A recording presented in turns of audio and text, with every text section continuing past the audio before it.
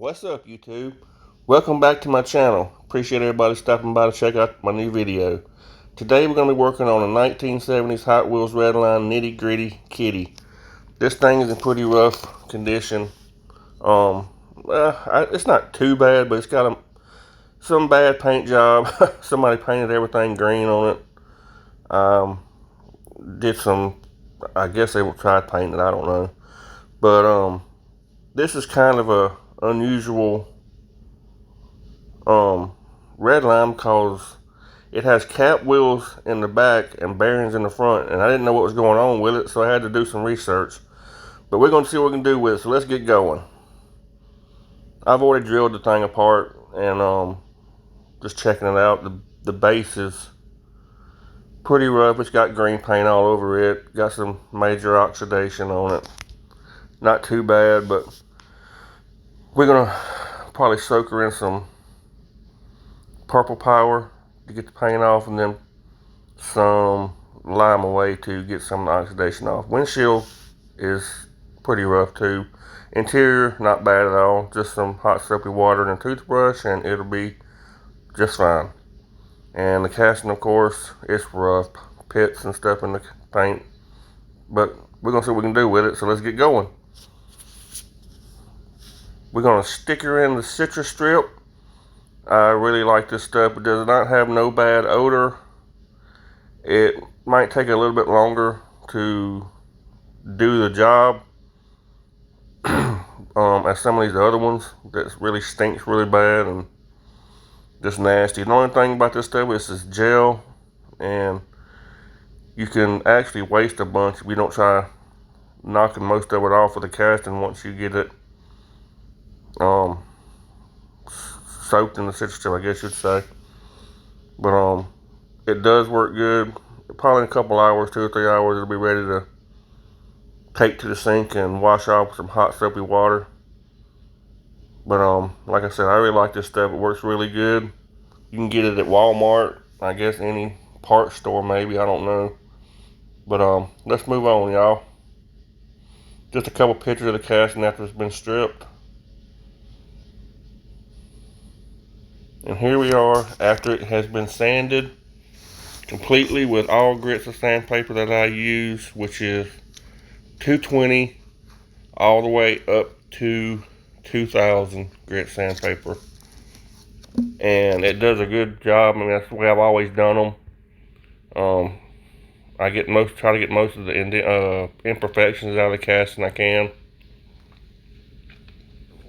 and make it just as smooth as I can before I polish it, because it's the way it's got to be done.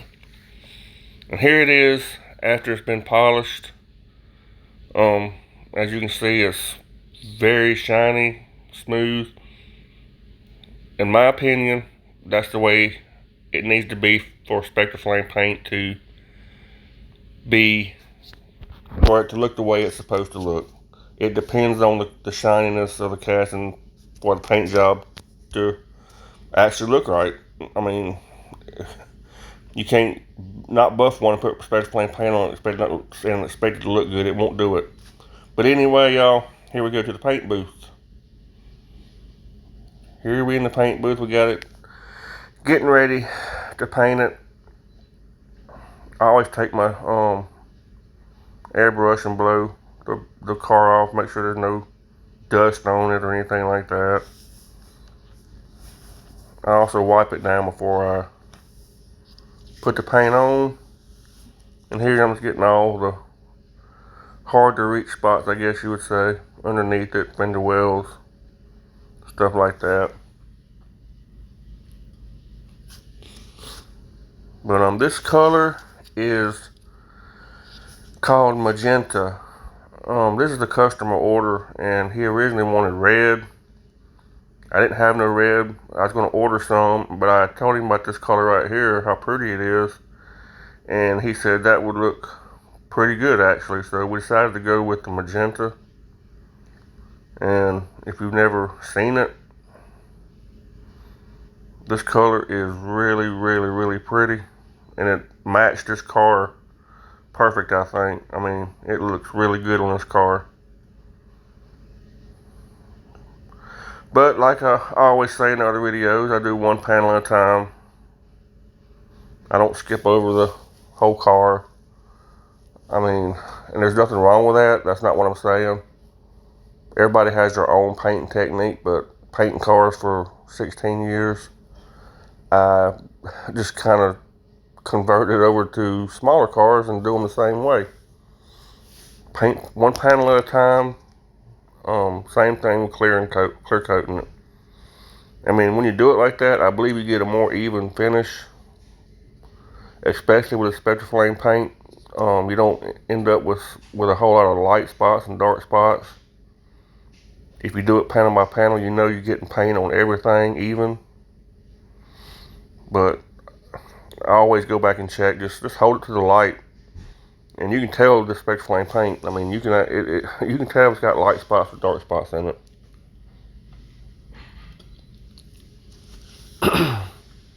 But and I put I spray it on about 40-50 pounds of air pressure. But just cause it's really high doesn't mean I'm actually spraying that much. I mean, if I'm not pulling back all the way on the trigger of the airbrush, so I'm not actually putting out no 50 pounds of air pressure, and that's why I can paint so close together. Coats, like do one coat and I can paint the other coat closer together rather than waiting 15 minutes. A bunch of light coats is better than one wet coat, in other words. And so, in other words, put this stuff on light to begin with. And also, whenever you do this, even with clear coat, it gives your second coat something to stick to. So, and I never really saturate these cars down with the paint. I mean, I never just soak them down. I always pretty light coats, but I don't actually dry spray them. You don't want to dry spray the paint. I mean, it wouldn't look right, but just a lot of practice, and anybody can do this, I guess, especially if you want to. But here it's all done. Looks good. Just looking at it, making sure there is no light spots and dark spots on it. Everything's good to go. So we're going to move on to the next step, y'all. This is the lime away. I put the base in here to try to remove some of the oxidation. And I actually forgot to try to speed this part up again like I did on my last video. So this is going to be long. So if you don't want to watch bubbles start bubbling up, you can just fast forward to the next part. I'm not going to do a lot of talking on this part because I don't know what to say about lime away and a base.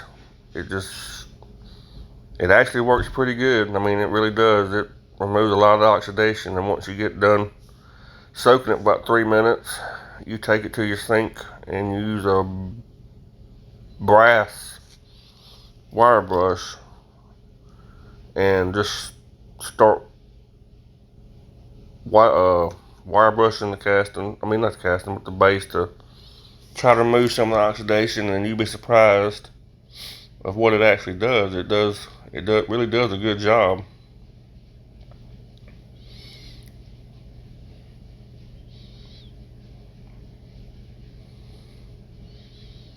And it's still bubbling. It's removing. When you see it bubbling a lot, that's the way you know that it is actually working. It's removing all that. It's attacking the oxidation and removing it. So if you get a casting with a car with a bad base on it, oxidized base, try some lime away and water. 50% lime away, 50% water. Brass brush, and then you can buff it afterwards. I always buff mine after I do this part, and it works pretty good. So Like I said, you can fast forward through this part. I'm going to learn this stuff. I'm going to figure this stuff out. I'm going to learn how to fast forward through certain sections. I'm going to learn how to do a better voiceover on these videos. I mean, I've only done probably 8 videos maybe. And you'd think I'd be getting the hang of it by now, which I don't think I am. But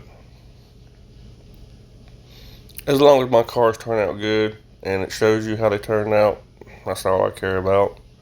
I don't care about trying to sound pretty or fancy or perfect or anything like that.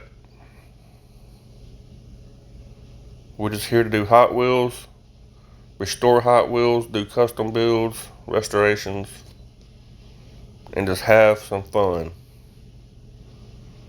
And that's why I do it. It's a great hobby to get into. So, I mean, if you're not into the hobby and you like watching the videos, maybe go buy your Hot Wheels and try doing something with it. Maybe you'll get into it and get hooked on it, but let's go, y'all. Here it is, all done, painted. Got some new wheels on the casting, on the base. Got these from Bright Vision off eBay. Got the new windshield from SCR Redlines, and we were ready to put this thing back together and have a reveal, y'all. And here she is, all put back together, tail lights painted, engine re-chromed, new windshield, new wheels from Bright Vision. And I also get my wheels from the Redline shop also.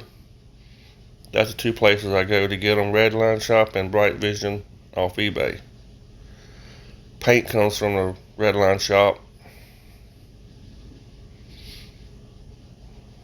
They have a bunch of different stuff. Redline shop really has a whole lot of stuff for your Hot Wheels restorations. So you can go check them out, redlineshop.com. You can also go check out Bright Vision on eBay. And here's some glamour shots, y'all. Go check out the redlineshop.com. SCR Redlines, Bright Vision, Malon Plastics. Check out Ravenous Toy Finds on YouTube. Watch his channel. He has some really cool videos of searching for Hot Wheels and pretty fun videos to watch, y'all. And I appreciate everybody watching.